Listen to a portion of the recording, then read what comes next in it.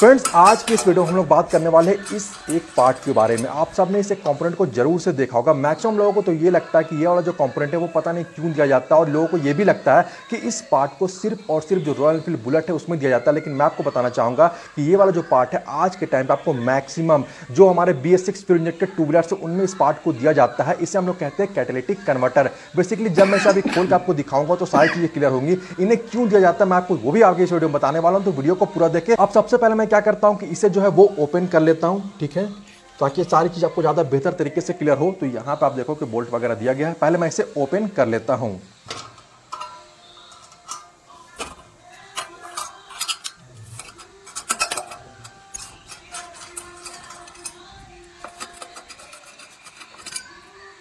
तो फ्रेंड देखो, मैं ये जो कवर इसे हटा देता हूं। अब आप देख सकते हो बेसिकली ये वाला है, ये है कैटालिटिक कन्वर्टर। अंदर से ये कुछ इस तरह से दिखाई देता है।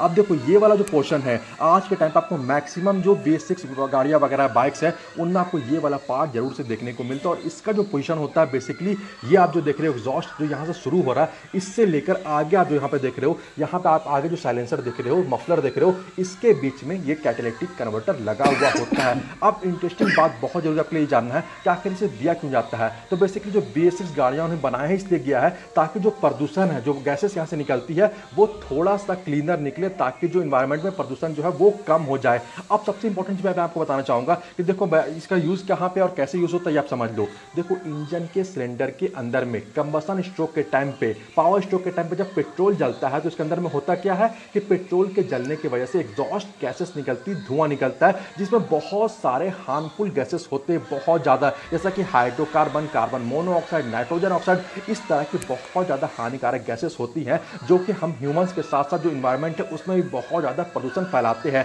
तो इसलिए ये जरूरी होता है कि जब ये निकल रहे हैं तो हम लोग इसे फिल्टर कर दें। और ये जो कैटालिटिक कन्वर्टर ये कुछ नहीं होता, बेसिकली एक फिल्टर ही होता है।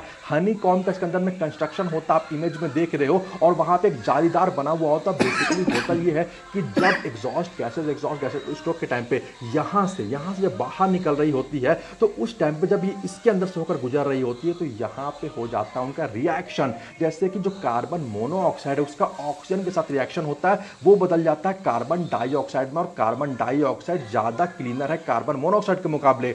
इसी तरह का होता है कि जो हाइड्रोकार्बन है वहां पे उसका रिएक्शन हो जाता है ऑक्सीजन के साथ, और वहां पे चेंज होता है वो H2O वाटर वेपर में, और इसके साथ ही कार्बन मोनोऑक्साइड में, जो कि कम हार्मफुल गैसेस है। इसके अलावा जब नाइट्रोजन ऑक्साइड गैस यहां से गुजर रहा होता है उसका भी रिएक्शन होता है, और उसके बाद वो कन्वर्ट हो जाता है नाइट्रोजन में और ऑक्सीजन में, और वो दोनों गैसेस जो है वो कम हार्मफुल गैसेस है। तो बेसिकली ये जो कैटालिटिक कन्वर्टर को देने का मेन वजह यही होता है कि जो हमारे एग्जॉस्ट गैसेस जो है वो प्रदूषित गैसेस जो निकल रही है उससे ये कैटालिटिक कन्वर्टर क्या करता है कि चेन रिएक्शन के जरिए कम हार्मफुल गैसेस में बदल देता है, और उसके बाद फिर वो यहां से होते हुए बाहर आगे इस तरह से चला जाता है। तो मैं आपको रिकमेंड करूंगा कि आपको, और एक और बात बताना चाहूंगा कि ये बहुत ही प्रीसियस जो मेटल वगैरह है, पैलेडियम वगैरह का इनके अंदर में यूज किया जाता है। तो आप इस बात का जरूर से ख्याल रखें कि आपको इनका केयर करना, और आपको कभी भी कोशिश नहीं करें कि इसे आप चेंज करो। अगर आप इसे बदल दोगे, अगर एग्जॉस्ट पाइप को चेंज करते हो, इसे भी बदल देते हो, तो होगा ये कि आपका जो गाड़ी है वो जो है वो ज्यादा प्रदूषित गैसेस निकालेगा, और जो आप PUC कराओगे, ठीक है, पॉल्यूशन सर्टिफिकेट बनाओगे, तो वो हो सकता है पास नहीं करे। तो ये बहुत इंपॉर्टेंट पार्ट होता है। तो इस वीडियो में दी गई जानकारी आपको कैसी लगी आप इस वीडियो में कमेंट जरूर से करें।